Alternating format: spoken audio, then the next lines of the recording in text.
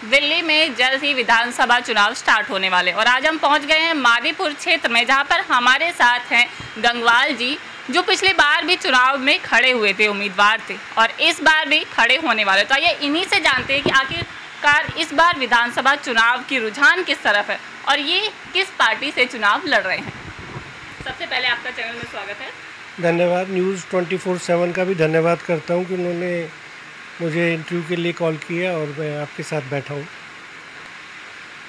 मैं संत प्रकाश Gangwal, x MLA Shri Malaram Gangwal, जो 3 बार के विधायक यहाँ से रहे हैं, उनका सपूत हूँ और पिछली बार भी मैंने चुनाव लड़ा था निगम का, कांग्रेस की तरफ से। मैं मात्र 9,724 वोट लेके गया था। कांग्रेस में इतना जनाधार नहीं था, उसके बावजूद भी लोगों ने मुझे भरपूर प्यार दिया और मुझे सराहा। कांग्रेस का इतना जनाधार ना होते हुए भी 9,724 वोट ले जाना, पूरी दिल्ली में दूसरे स्थान पे मैं रहा। कांग्रेस से जो वोट पाने वाले में से, गेन करने वालों में से दूसरे स्थान पे मैं रहा। मैं यहाँ की जनता का ऋणी हूँ, आभारी हूँ कि उन्होंने इतना सारा प्यार मुझको दिया। और आगामी जो अगर पार्टी बीजेपी में मैं शामिल हुआ हूँ, उसमें सिद्धांतों के साथ शामिल हुआ हूँ। सिद्धांत यही है कि कांग्रेस में कोई सिद्धांत नहीं है, सब लोग पूंजीपति की तरफ भाग रहे हैं, प्रॉपर्टी डीलर्स उनको प्रमोट कर रहे हैं। मेरा ये मानना है कि जिस परिवार का मुखिया अगर बड़ा कोई मजबूत होगा और पूरा परिवार उसके कहने पे चलेगा तो वो परिवार सफल होगा, परंतु कांग्रेस में ऐसा नहीं है। मेरा मानना है कि बीजेपी में उनकी एक सोच है, उनकी एक विचारधारा है कि लोगों की कैसे समन्वय बना के चले और कैसे लोगों की दुख तकलीफ और उनके कामों को निवारण कर सके। जैसे कि आपकी बातें मैंने सुनी, तो आप ये कहना चाह रहे हैं कि लोग जो है वो पार्टी को वोट देती है? नहीं, पार्टी को तो देते ही देते हैं, पार्टी के साथ साथ अगर उसका पर्सनल व्यक्तित्व है उसको वोट भी पड़ता है। ऐसा नहीं है, अगर एक व्यक्ति आपके दिन रात खड़ा हुआ है, आप अगर मैं आपके किसी काम आता हूँ तो आप ज़रूर मेरे को सपोर्ट करेंगे, उसमें तो व्यक्तित्व को वोट जाता है। पार्टी को तो देखो कुछ होते ही हैं, पार्टी के कैडर वोट तो होते ही हैं। उसके अलावा आप ये देखें कि जो व्यक्ति काम करता है उसको आदमी ज़रूर सोचता है, चाहे किसी पार्टी या विशेष का व्यक्ति हो चाहे। तो पिछली बार आप उम्मीदवार थे तो आपने क्या कुछ वादे किए थे लोगों से? देखिए, वायदे तो मैं कुछ नहीं करता, वायदे मैं लोगों के काम को लिए करता हूँ। जो दुख तकलीफ़ है उनको हरने की कोशिश करता हूँ। आज भी जैसे छठ घाट की समस्या थी हमारे यहाँ पे, पिछले कई वर्षों से छठ घाट में पानी की समस्या रहती थी, तो आज मैंने परमानेंट सोल्यूशन करवा दिया उनका। DDA से मिलके और जल बोर्ड से मिलके, DDA का पार्क है, जल बोर्ड से मिलके मैंने परमानेंट उनका पाइप डलवा दी है, ताकि अब आगे से भविष्य में उनका बाधा ना आए उनके पूजा पाठ में। और आप कई ऐसे काम देखेंगे, आप यहाँ सर्वे करेंगे तो पता लगेगा आपको कि संत प्रकाश गंगवाल ने किसी हिंदू, मुसलमान, सिख, ईसाई किसी को नहीं देखा। मैंने सबके काम करने की चेष्टा की और करता रहूँगा। तो क्या इस बार आप उम्मीदवार बनेंगे और जीतेंगे?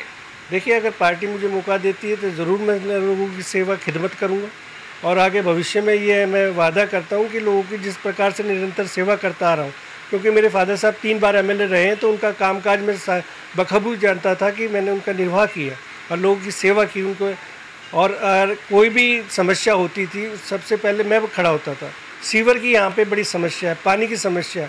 आज जो विधायक बैठा हुए हैं गिरीश सोनी जी, वो अपने बाथरूम में छुप जाते हैं, लोग उनको निकालते हैं। आप ये देखिए कि जो व्यक्ति बाथरूम में छुप जाता है, काम ऑफिस में नहीं बैठता है, अपने घर पे बैठा रहता है। लोग आज अभी कमलजीत बहन सरावत जी के इलेक्शन में, लोकसभा के चुनाव में कमांडो लेके साथ चल रहा था, कोई हाथ ना छोड़ दे। तो इससे लगता है यहाँ का काउंसलर देखो, हर एक खत्ते से 15-15, 20-20 हज़ार कमा रहा है। तो ये चीज़ पहले ऐसा हो नहीं रही थी, फिर अब तो खोखों की राजनीति होने लगी। काउंसलर खोखे लगाया जा रहा है, लोगों से पटरियों से पैसे लिए जा रहे हैं, मतलब अवैध वसूली। जिस प्रकार से पहले कुछ नहीं होता था, इस प्रकार से वो किया जा रहा है। इस प्रकार अगर पार्टी मुझे प्रमोट करती है तो मैं ज़रूर पार्टी की लिए मैं 101% कह सकता हूँ कि जीत दिला के आऊँगा।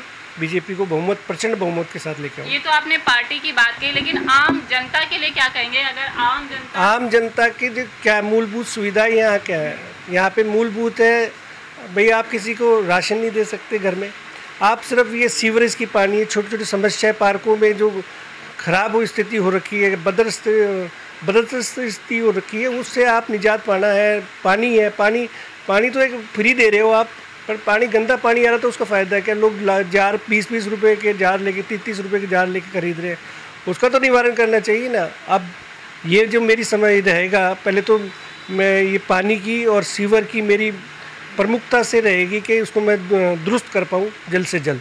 जैसा कि आपने बताया कि आपके पिता पिछले 3 सालों से यहाँ पर हैं, 3 बार से 15 साल से। तो 15 साल में क्या कुछ अंतर नहीं हुआ? 15 साल, जब 2014 के बाद यहाँ राशन का काम बंद हो गया, यहाँ का ओल्ड एज पेंशन का काम बंद हो गया, और आप देखेंगे कि पेंशन भी आ रही है तो रुक रुक के आती है, लोगों की बहुत परेशानी का सबक बना हुआ है।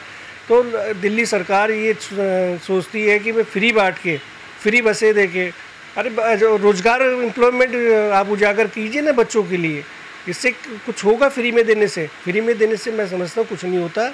आप रोज़गार दीजिए बच्चों को, जो नए बच्चे हैं उनको रोज़गार दीजिए, ताकि देश का उत्थान हो सके, इस दिल्ली का भी उत्थान हो सके। आपकी नज़र में आम जनता की मादीपुर के क्षेत्र में क्या मेन समस्या है?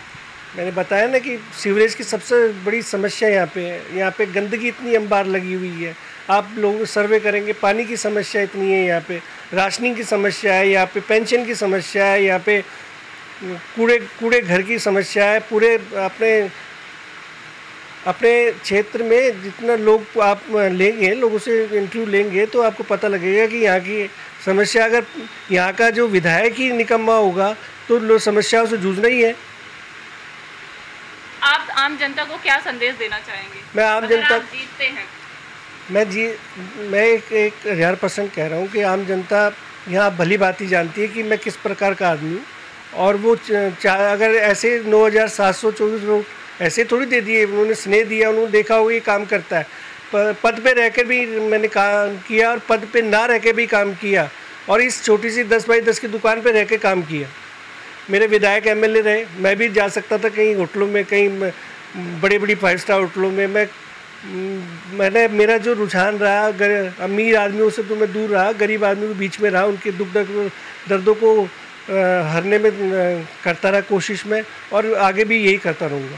तो ये थे हमारे साथ गंगवाल जी, जिन्होंने बताया कि मादीपुर क्षेत्र में अगर ये उम्मीदवार बनते हैं और उम्मीदवार बनकर जीतते हैं तो ये आम जनता की कई सारी समस्याओं का निदान करेंगे।